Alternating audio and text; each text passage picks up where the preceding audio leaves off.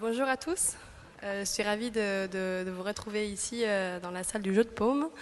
Je suis Caterina Romanelli, je suis en charge de l'investissement responsable de la RSE chez PAI Partners, qui est un fonds d'investissement de private equity français et européen. Et ce matin, j'ai le plaisir d'animer cette table ronde sur l'ISR, l'investissement socialement responsable. À mes côtés, j'ai Philippe Zawati, directeur général de Mirova, qui est la filiale dédiée à l'investissement responsable de Natixis Asset Manager, et Philippe Dutertre, qui est directeur adjoint à la direction des investissements en charge de l'ISR et directeur adjoint de la direction épargne salariale du groupe AG2R La Mondiale, mais aussi vice-président du Forum pour l'investissement responsable. Je vous propose à tous les deux de vous présenter et de présenter votre organisation et votre activité au sein de vos organisations respectives, et aussi de me dire en 2 mots qu'est-ce que cela vous inspire d'être ici aux Ateliers de la Terre pour parler d'ISR. Bonjour à toutes et tous. Je commence par la deuxième partie de la question. Très bien. Non, mais je suis ravi d'être là. Dans cette ambiance un peu bucolique. Alors, ce qui est dommage, c'est qu'ici, on ne voit pas l'extérieur, quoi. C'est un peu... je pensais j'ai vu qu'il y avait aussi des garden talks. On aurait peut-être pu faire ça en garden talks dans le jardin, face au château. Ça aurait été plus agréable, assis dans l'herbe. Enfin, quoi qu'il en soit, c'est, je pense, à la fois sympathique et puis important quand on regarde l'ensemble du programme de voir que tous ces sujets sont abordés ici. Et c'est intéressant aussi de venir parler de finances dans ce contexte-là, parce que je pense que c'est aussi un élément clé pour atteindre les objectifs sur l'ensemble des autres sujets. Et j'espère que c'est ce qu'on va essayer de vous expliquer ce matin. Alors, en 2 mots, je dirige donc une société de gestion d'actifs qui s'appelle Mirova, qui a une particularité qui est effectivement d'être dédiée à l'investissement responsable. Alors, qu'est-ce que ça veut dire qu'on est dédié à l'investissement? On reviendra sur la définition tout à l'heure, mais juste pour dire ce que ça signifie qu'on a une prise en compte de façon systématique de tous les facteurs, tous les impacts environnementaux et sociaux dans les décisions d'investissement que l'on prend. On gère 6 milliards d'euros. Nous sommes une filiale de Natixis, du groupe Natixis, qui est lui-même, comme vous savez peut-être, une filiale du groupe BPCE, c'est-à-dire les banques populaires et les caisses d'épargne, le grand réseau bancaire français. Et nous sommes une 60aine de personnes pour gérer ces actifs-là, mais j'y reviendrai peut-être tout à l'heure. Très bien. Philippe ? Je vais moi aussi prendre cette question pour son deuxième temps. Alors, qu'est-ce que cela m'inspire? Une mesure du chemin parcouru, et une vision et une mesure du chemin qui reste à parcourir, de son caractère sinueux, voire de la pente de ce même chemin. This is not the end, ce n'est pas la fin, ce n'est pas le début de la fin, c'est peut-être la fin du début, end of the beginning, comme l'a dit un jour Churchill à un moment clé de la Seconde Guerre mondiale après la victoire d'El Alamein. Je sers la proposition de valeur, la promesse d'un groupe de protection sociale qui s'appelle AG2R La Mondiale, qui agrège un certain nombre d'entités. L'une d'entre elles est issue ce sont les industriels catholiques du Nord, c'est La Mondiale. L'autre racine, AG2R, est l'expression, c'est le paritarisme. Cette alliance est née une longue convergence et qui a donné la vie à AG2R La Mondiale en février 2008. Nous sommes le premier groupe d'assurance de personnes dans notre pays. Nous gérons un peu plus de 100 milliards d'euros. Nous collectons dans nos différents métiers, dont la retraite complémentaire, un peu moins de 30 milliards d'euros. Et nous sommes à la fois une entreprise et un investisseur responsable. Cette dimension étant incarnée par plus de 5,5 milliards d'euros gérés de manière explicitement responsable avec une toute petite partie de monétaire. Dans le cadre d'un processus articulé autour d'un certain nombre de deux piliers, l'un d'entre eux étant la promotion de cette démarche d'investissement responsable. Et le FIR que vous représentez aussi aujourd'hui? Le Forum de l'investissement responsable est né ce siècle avait 1 an. Il est le fruit d'une idée d'un certain nombre de femmes et d'hommes issus de différents champs d'expérience dont les chemins ont convergé et créé et donné la vie à cette association qui compte aujourd'hui près de 65 membres, qui est articulée autour de 5 collèges: le collège des investisseurs, des asset owners, le collège des gérants, les asset managers, un collège de sociétés de conseil comme des brokers par exemple, d'organisations de place comme un syndicat, la CFDT, qui est très impliquée dans cette démarche, et un collège de personnalités qualifiées qui ont en commun un chemin et une conviction, c'est que la finance, l'investissement peut se pratiquer autrement, en tout cas doit avoir un but, celui de servir le bien commun. Et donc, à propos de finances responsables, Philippe, est-ce que vous pourriez nous donner une définition de l'ISR? Qu'est-ce que c'est l'ISR aujourd'hui? Et existe-t-il une définition commune, compréhensible par le public? Je crois que vous posez bien la question et ces termes, ces enjeux. Effectivement, longtemps, face à l'ISR, c'est comme Saint-Augustin parlant du temps. Lorsque j'y pense, je sais ce que c'est. Mais si on me pose la question, je ne sais pas. Et jusqu'à un beau mois de juillet 2012, où les travaux communs du FIR, le French SIF, Social Investment Forum, et de l'AFG ont abouti à une belle définition. N'est-ce pas, mon cher Philippe? Oui, on a un peu travaillé là-dessus. Donc, je ne connais pas la définition par cœur, donc de toute façon, je ne pourrais pas vous la donner. Tu l'as quelque part. Mais simplement, la question effectivement que posait Katharina c'est la question qui anime, qui agite le landerneau de l'investissement responsable depuis des mois et des années. C'est finalement qu'est-ce qu'on fait, comment est-ce qu'on arrive à définir ça. Et effectivement, la suite de la question, c'était et notamment pour le grand public, c'est-à-dire que entre nous, investisseurs institutionnels, gérants, on arrive bien à comprendre ce dont il s'agit. Il s'agit généralement de faire de la recherche sur les critères environnementaux et sociaux dans les entreprises, analyser ce qu'on appelle les facteurs ESG, environnement, social, gouvernance, et puis intégrer ces facteurs-là dans la prise de décision, c'est-à-dire éliminer notamment, ne pas investir dans les entreprises qui nous paraissent avoir les plus mauvais comportements en termes ESG.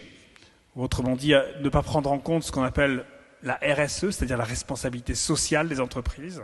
Donc les entreprises qui ne considèrent pas qu'elles ont une responsabilité sociale ou qui n'agissent pas en intégrant ces objectifs de responsabilité sociale, eh bien on dit on ne va pas investir dans ces entreprises-là. Et à l'inverse, on va plutôt privilégier les entreprises qui nous paraissent avoir les meilleurs comportements. Ça, c'est ce qu'on fait tous les jours. C'est ce qu'on a formalisé dans des processus d'investissement, etc. Et donc, entre gérants d'actifs et investisseurs institutionnels, ce dialogue-là s'est bien mis en place, il existe depuis de nombreuses années, et les gens se comprennent.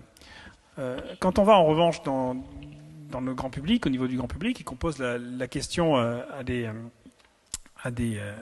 épargnants, et si on leur pose une première question qui est est-ce que c'est important pour vous de prendre en compte des critères éthiques ou des critères moraux ou des critères de responsabilité dans la façon dont votre épargne est gérée? Est-ce que vous pensez que c'est utile et important?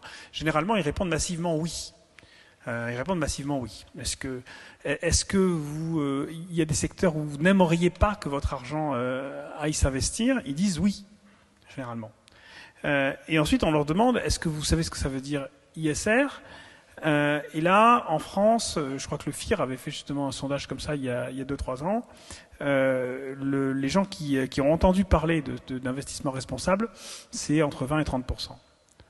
Donc plus des 2 tiers, enfin quasiment les 3 quarts des épargnants n'ont jamais entendu parler d'ISR. Et parmi les 20 ou 30% qui répondent oui, on leur demande est-ce que vous savez ce que c'est? Et là, la grande majorité répond non.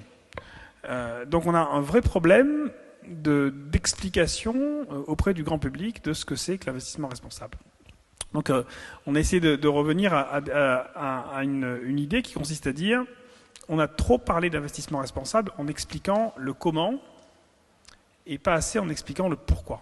Donc le comment, c'est comment on analyse ces facteurs environnementaux et sociaux, qu'est-ce que c'est que la recherche, les agences de rating extra-financiers, la construction de portefeuilles, etc. Et on a oublié le pourquoi on fait ça. Et donc il faut absolument, si on veut parler au grand public, parler d'objectifs. Et donc le premier élément, c'est ça. Qu'est-ce qu'on cherche à faire? Et tous les produits financiers ne chercheront pas à faire la totalité des choses. On ne peut pas tout faire en même temps. Un peu comme quand vous faites une bonne action, vous ne la faites pas en même temps dans 15 associations différentes. On fait souvent des choix. Donc il y aura des produits financiers qui vont s'attacher à répondre à la question du climat, par exemple, à essayer d'investir dans des entreprises qui favorisent la transition énergétique. On va avoir des produits qui sont des produits solidaires, qui investissent plutôt dans des entreprises d'insertion, dans des entreprises solidaires. On va avoir des produits qui sont plus orientés sur le social, qui vont chercher à favoriser l'emploi, ou de façon plus globale, des entreprises, des produits qui vont prendre en compte de façon vraiment très, très forte et avec conviction la RSE des entreprises. Voilà. Donc je pense que pour faire comprendre au grand public ce que c'est, il faut revenir à ça, expliquer quel est l'objectif, puis ensuite expliquer comment on fait. Très bien, merci. Donc pour la petite histoire, est-ce que vous pourriez nous dire, si vous l'avez, quelle est la définition que pour l'instant est fournie par le FIR et l'AFG sur l'investissement responsable? Ces travaux auxquels nous avons fait référence ont abouti à la définition suivante. L'ISR est un placement qui vise à concilier performance économique et impact social et environnemental en finançant les entreprises et les entités publiques qui contribuent au développement durable, quel que soit leur secteur d'activité. En influençant la gouvernance et le comportement des acteurs, l'ISR favorise une économie responsable. Voilà la définition auquel les asset owners français et les asset managers français ont abouti en juillet 2012. Quelques mois plus tard, ils appelaient ensemble à l'émergence, à l'écriture d'un label. On va y revenir sans doute. Et est-ce qu'on peut faire un petit sondage? On va faire semblant que vous êtes le grand public. Est-ce que pour vous, cette définition est compréhensible? Ceux qui disent oui, lèvent la main maintenant. La réponse attendue est oui, naturellement.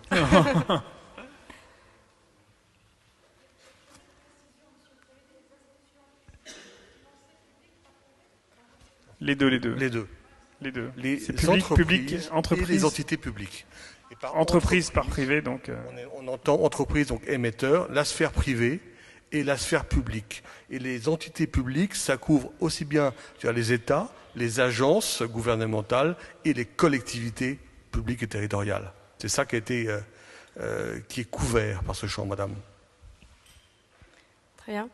Et vous voulez ajouter quelque chose, Philippe? Non, mais vous avez répondu. Qui est-ce qui vote non, là? On va savoir qui est-ce qui vote non. Justement. Et qui est-ce qui vote non sur cette définition? Qui s'abstient? Ah, Alors, il y a bien. Combien de non? Levez les mains. Naming. C'est pas beaucoup, hein? Pas beaucoup. Il n'y a pas beaucoup de vu courage. Que vous êtes que deux, est-ce qu'on peut vous demander pourquoi? Pourquoi c'est pas clair?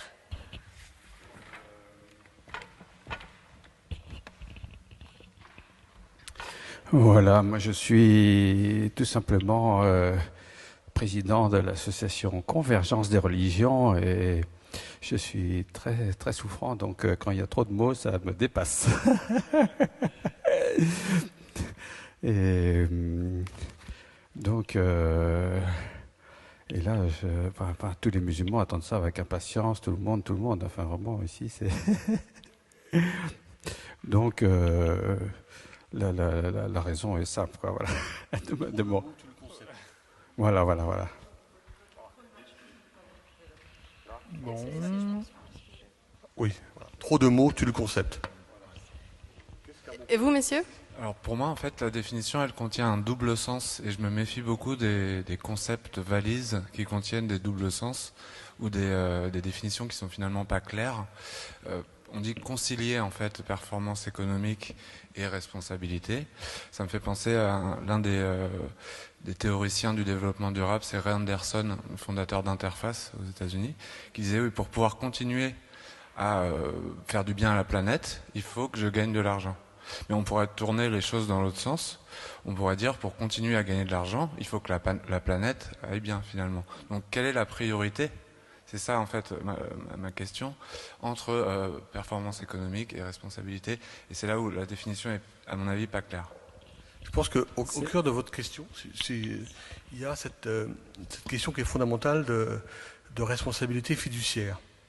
Ça s'adresse aussi bien à l'asset manager qu'à l'asset owner. Lorsque vous êtes épargnant, lorsque vous êtes une personne privée, épargnant, lorsque vous êtes un investisseur institutionnel, que vous soyez une compagnie d'assurance, une mutuelle, une caisse de retraite, un fonds de pension, vous avez en face de vous des clients, des gens qui vous ont confié de l'argent. Et la question est, qu'attendent-ils de vous explicitement? Il y a dans notre pays les grands fonds publics qui ont écrit une charte d'investissement extrêmement claire. Ils disent, voilà, l'argent que nous gérons, nous allons l'investir à long terme, nous allons nous intéresser au territoire, à l'emploi. Il y a une charte, je dirais, d'investissement. Donc il n'y a pas de... Et cette charte est le fruit d'un débat au sein d'une assemblée générale, conseil d'administration, etc. Mais cette notion de mission, qu'est-ce qui est attendu par l'épargnant, elle nous semble très fondamentale.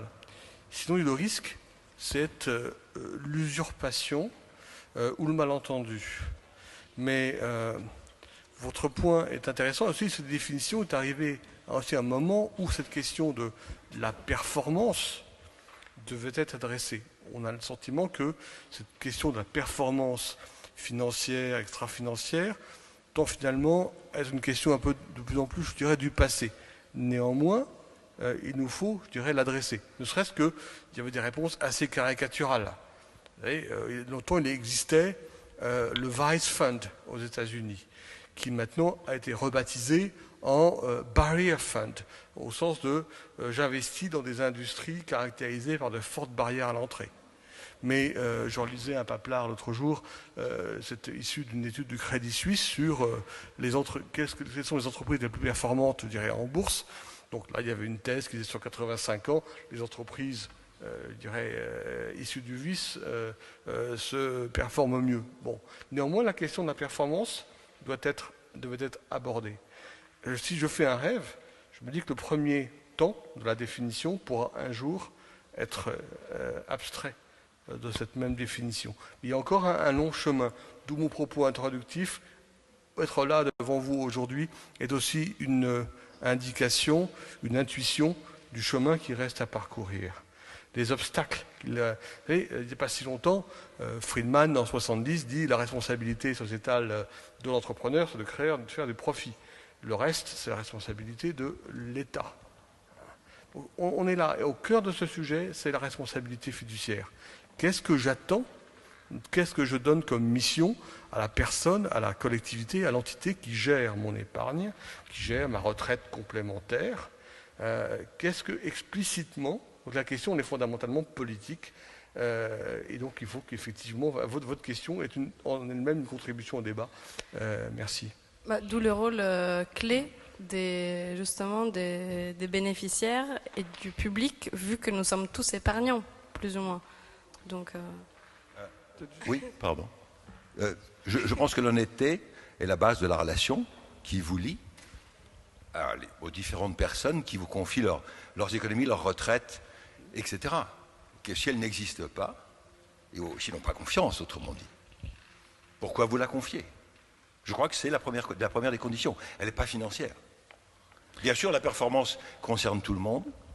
La moralité derrière le choix de l'investissement que vous cherchez le plus responsable possible, et non pas seulement le choix de l'entreprise, parce que ce n'est pas seulement les pouvoirs publics. Vous avez raison. Voilà. Philippe? Oui. Donc la question est de savoir effectivement s'il y a une contradiction entre performance économique ou performance financière et responsabilité. En fait, c'est un peu le. Est-ce que performance et responsabilité sont des oxymores? Alors oxymore, maintenant on peut l'écrire différemment. On peut écrire oxy comme les Grecs. Oxy, mort. Hein donc no more. Oui. Bon. Fondamentalement, il y a plein de cas où, oui, il y a des contradictions. Bon. Et d'ailleurs, c'est pour ça qu'en parallèle de ça, il y a un autre face-à-face, un autre atelier sur ce qu'on appelle l'impact investing, où là, on cherche d'abord et avant tout à faire de l'impact, et puis on laisse de côté complètement la performance financière, ou vraiment en second plan. Il y a plein d'endroits où il n'y a pas de contradiction, potentiellement. Donc, je pense qu'il faut plutôt essayer de rechercher ces endroits où il n'y a pas de contradiction. Et là où il y en a, il faut le traiter différemment, mais ce n'est pas le mécanisme de marché financier qui permettra de répondre aux problèmes où il y a une contradiction. Hein, ça ne marchera pas. Il faut utiliser le marché de l'investissement, le marché financier pour ce qu'il sait faire. Or, je pense que dans beaucoup d'endroits, il sait faire. À condition qu'on ait les bonnes incitations, qu'on arrive à orienter l'argent vers la bonne direction, avec des labels, avec des incitations publiques, avec plus de responsabilité de la part de l'ensemble des acteurs, je pense qu'on peut réussir à faire des choses. Financer la transition énergétique, par exemple, je pense que le marché peut le faire. C'est faisable. Il n'y a pas de contradiction entre financer la transition énergétique et la conception de réalité économique et de performance économique. C'est faisable. Pour peu qu'on s'organise intelligemment, c'est faisable. Il y a peut-être des cas, effectivement, où la responsabilité est uniquement un coût, et à ce moment-là, il faut le traiter différemment. Voilà. Également, c'est aussi une démarche. L'investissement responsable est une démarche qui procède d'une vision du monde. J'ai rêvé d'un autre monde. Some dream, some do both. C'est ça, l'épargnant responsable. Et c'est aussi un outil au service de l'exercice de cette responsabilité fiduciaire que j'évoquais devant vous. Parce que finalement, ce travail d'analyse, c'est un travail d'analyse et on recherche à capter les signaux faibles émis par tout objet d'investissement. C'est aussi valable dans le champ du private equity. Cher ami, vous n'échapperez pas à une contribution sur ce sujet et Dieu sait si votre profession y a travaillé. Qui vont se traduire, signaux faibles, par ce porteur de risques, en assurance, on dit de risques de dimension centennale, et qui peuvent avoir un impact colossal sur la valeur de marché de cet objet d'investissement.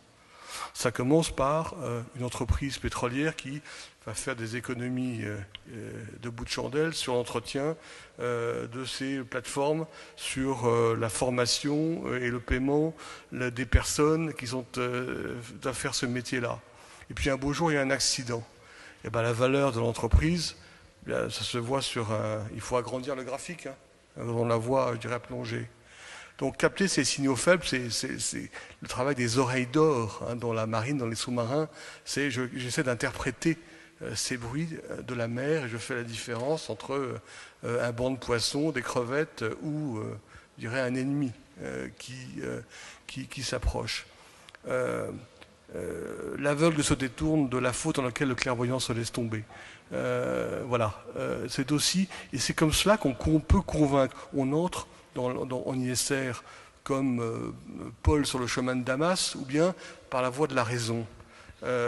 Oui, objectivement, cette démarche sert à contribuer à l'exercice de ma responsabilité fiduciaire, dans laquelle l'exercice de la mission que vous m'avez confiée en tant qu'épargnant. Si le contrat est explicitement, vous devez maximiser le taux de rendement du portefeuille que je dirais, confié, la question c'est comme l'a dit cet avocat américain, unsafe at any speed, at any cost. C'est ça le point. Il faut éviter, quand vous parlez d'honnêteté, il faut éviter, je crois, les malentendus. Je crois également que dans ces métiers d'argent, il faut éviter l'usurpation. Toujours être très clair par rapport au contrat qui nous est confié. Mais je crois, madame, que vous avez une question. Oui, moi j'aimerais aborder le sujet même des RSE parce que dans mes activités professionnelles, il m'arrive de conseiller des grandes entreprises étrangères notamment qui viennent investir au Maroc ou même dans la région. Alors en fait, il y a deux. Ce que je constate, il y en a qui le font parce que notamment les grands groupes parce qu'ils ont la pression des ONG, notamment les industries minières ou pétrolières. Donc ils font un peu cette démarche-là un peu pour leur image de marque en disant parce que c'est qui génèrent des milliards de bénéfices. Le deuxième constat aussi, c'est des fois on voit ce qu'ils font sur le terrain pour leur responsabilité sociale. Des fois, c'est vraiment des peanuts par rapport aux milliards, c'est-à-dire ils construisent une école ou des routes ou des choses comme ça. Donc des fois, il faut vraiment mettre la pression sur ces grands groupes pour qu'ils investissent plus. Et troisièmement, parfois, ça ne va pas directement, par exemple, sur le village où il peut y avoir un problème de pollution plus tard parce qu'ils font ça directement d'État à État. Et après, on ne sait pas vraiment ça va dans les personnes concernées qui sont touchées, parce que par exemple, il y avait en Afrique, à un moment donné, on a déplacé complètement tout un village pour faire passer des pipelines. Donc il faudrait aussi travailler sur cette responsabilité sociale, soit bénéficiaire directement aux populations qui sont concernées, notamment par les problèmes de pollution ou des bénéfices directs localement. Donc, est-ce que dans votre pratique de ce milieu-là, je sais qu'il y a une prise de conscience, notamment des nouvelles générations d'investisseurs sur ça, ou alors est-ce que c'est vraiment ils le font parce qu'ils savent qu'ils sont obligés de le faire, sinon les ONG, parce que j'ai un côté de droits de l'homme, et donc à Genève, beaucoup d'ONG viennent en disant critiquer ces grands blancs, ou là c'est juste du marketing pour dire, vous voyez, on est en accord avec, on fait des bénéfices, mais on est là aussi pour les gens. Donc votre question, c'est plutôt sur l'impact, c'est ça? Non, c'est-à-dire en fait la prise de conscience réelle. Est-ce que c'est vraiment, il y a une prise de conscience réelle sur ça? Et puis je trouve que c'est toujours, on en parle beaucoup de RSE, mais sur le terrain, je trouve que c'est encore vraiment pas grand-chose par rapport, disons, grands groupes. Je parle des grands groupes. Les petites entreprises, après, je ne sais pas sur le terrain ce qu'elles font, mais moi, c'est mon constat réel sur le terrain. Il y a tout dans la nature. Il y a des réactions cyniques de la part de certaines entreprises. Qu'il y ait des réactions cyniques de la part de certaines entreprises, c'est probable. On voit tout en fait dans les réactions. Nous, on fait du dialogue avec les entreprises, on leur pose des questions, on voit les retours. Il y a tout. Il y a des gens qui font ça sérieusement, il y a des gens qui font ça moins sérieusement avec du cynisme. Pourquoi ne pas imposer un minimum, par exemple, vous coupez, par exemple, 10% des bénéfices devraient être aux 20%, des standards internationaux. On peut toujours imposer quelque chose, mais enfin, pour le coup, là, c'est pas nous qui allons imposer quoi que ce soit. Je veux dire, on est des investisseurs, donc si vous voulez, au niveau général. Oui, mais ce qui est intéressant dans ce que vous dites, c'est que il faut que chacun soit à sa place dans l'action qu'il peut mener. Nous, on est des investisseurs. Donc encore une fois, ce qu'on peut faire, c'est sélectionner les projets dans lesquels on investit, sélectionner les entreprises, engager avec les entreprises quand on est actionnaire en leur disant voilà, on a vu tel et tel comportement ou telle et telle controverse, on pense que vous devriez réagir. Et si vous ne réagissez pas, eh bien on pourrait en tirer des conséquences en termes de désinvestissement, etc. Mais ce n'est pas ça qui va faire changer le monde. En tout cas, pas seulement ça. C'est-à-dire que l'investissement responsable a eu quelquefois des impacts forts, les investisseurs ont eu quelquefois des impacts forts dans l'histoire. Ça a toujours été quand ils étaient en connexion et en parallèle avec des vrais mouvements de l'opinion publique, des ONG et des vrais mouvements sociaux. Il faut quand même qu'on soit modeste et réaliste. C'est pas avec l'investissement qu'on va changer le monde complètement, mais ça peut y contribuer. Lorsque, les exemples historiques sont connus, lorsqu'il y a un désinvestissement fort de la part des entreprises américaines, des sociétés qui sont localisées en Afrique du Sud, ça fait tomber le régime sud-africain de l'apartheid. Mais ce n'est pas les financiers qui ont décidé de faire ça. C'est la conséquence ultime. C'est sous la pression d'ONG, sous la pression d'opinion publique, il y a les financiers qui rentrent dans la bataille et qui, avec leur pouvoir, avec le pouvoir du marché, avec le pouvoir économique, réussissent à faire des choses que peut-être le mouvement social tout seul n'arrive pas à faire. L'exemple qu'on voit actuellement, c'est sur le changement climatique, et notamment le désinvestissement des compagnies pétrolières. Il y a, depuis déjà plusieurs années, l'intégration de cette logique empreinte carbone, environnement, dans l'investissement responsable. On le fait. Nous, chez nous, on investit pas, d'autres font différemment. Nous, on n'investit pas dans les compagnies pétrolières depuis déjà 4 ans. On s'en porte pas plus mal d'ailleurs en termes de performance aujourd'hui. On a décidé de le faire il y a 4 ans. Est-ce que ça a changé le monde? Pas beaucoup.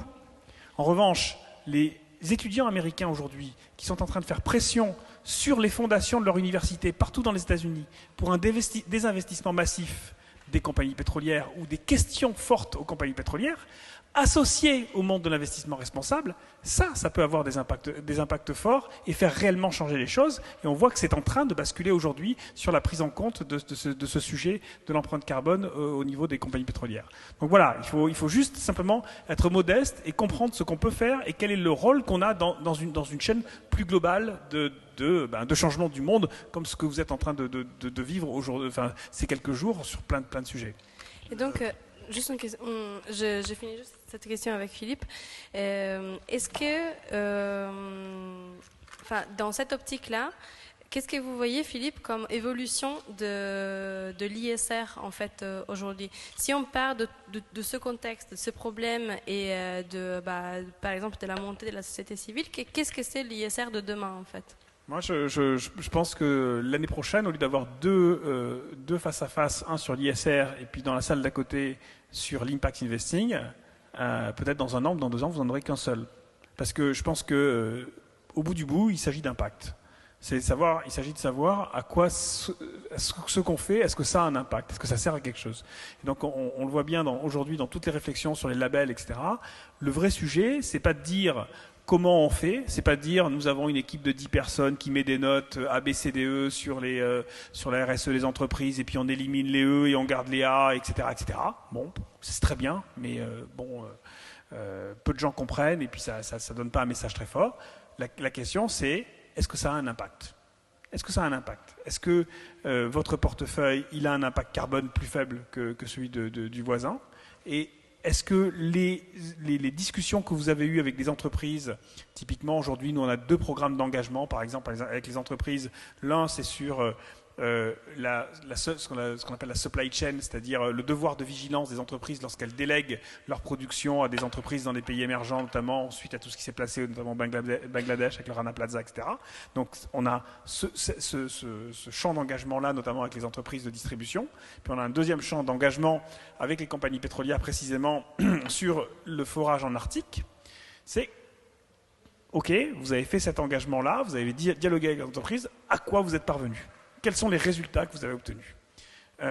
Quand vous parlez d'emploi, vous investissez dans des entreprises qui créent de l'emploi, montrez-le-nous. Montrez-moi en quoi les entreprises dans lesquelles vous avez investi ont créé plus d'emplois que la moyenne des entreprises dans l'ensemble du marché. Voilà, c'est ça. C'est montrer aux gens que leur argent va vers des secteurs, vers des entreprises qui sont positives, qui produisent des produits et des services positifs, qui ont un impact positif. Très bien. Philippe, vous voulez rajouter quelque chose? Et après, une question, je réponds aussi à la question. Je voudrais un micro pour la dame, s'il vous plaît. Le catalyseur, il y a aussi un catalyseur qui est la loi. Et en France, c'est passé récemment, il est en train de se passer, puisque les navettes parlementaires n'ont pas encore, je dirais, abouti. Mais dans le cas de la loi Macron, d'une part, il y a l'extension de l'article 224 de la loi dite Grenelle aux asset owners. Ça ne concernait que les asset managers jusqu'à présent. Ça, c'est un élément très important. Les investisseurs institutionnels devront déclarer, décrire, rendre compte de la façon dont, par exemple, ils votent en assemblée générale. Alors que jusqu'à présent, seuls les asset managers, je suis aussi asset manager, devaient le faire. Et puis aussi, dans le cas de l'article 48 de la loi de transition énergétique, là aussi, les asset owners français, et de toute une liste, bien, et même les SICAV sont concernés, devront aussi déclarer, prendre des engagements sur la façon dont ils comptent contribuer à la transition énergétique, mesurer leur empreinte carbone, etc. Donc derrière, après, le pari, c'est que cette information c'est pour 2016, sera disponible, digeste, lisible, mais on peut compter sur la vigilance. Et je pense que la vigilance, c'est le devoir de tous. Et à la clé de cela, il y a l'interpellation. À la clé de l'interpellation, il y a le risque d'image. Mais n'oublions pas le pouvoir de la finance. Lorsque le Fonds pétrolier norvégien, je dirais, qui a explicitement une politique d'investissement de long terme, une politique d'investissement responsable, dit à lui, je lui prêterai plus de sous, ou je n'achèterai plus ses actions, ou je lui vends. Ça me rappelle $100 000 au soleil. Michel Audiard qui met la parole dans la bouche d'un de ses personnages. Quand les mecs de 120 kilos parlent de quelque chose, ceux de 60 écoutent. Ça marche aussi. Ça fait progresser. Mais il faut être très vigilant. Et effectivement, madame a l'indulgence. Il y a, de même qu'il y a eu du greenwashing, il y a un marché de l'indulgence en la matière qui est, sur lequel il faut également être tout à fait vigilant. Et puis, ensuite, pour répondre à votre question, la limite, le thème, ce sera quel est l'avenir de la gestion, quoi, tout simplement. La gestion, elle sera responsable ou ne le sera pas. Ça reste une terre de mission, un investissement responsable, très clairement. C'est aussi, à certains égards, une terre promise, mais ne sera-t-il donné de la voir autrement que de nos propres yeux? Voilà, merci.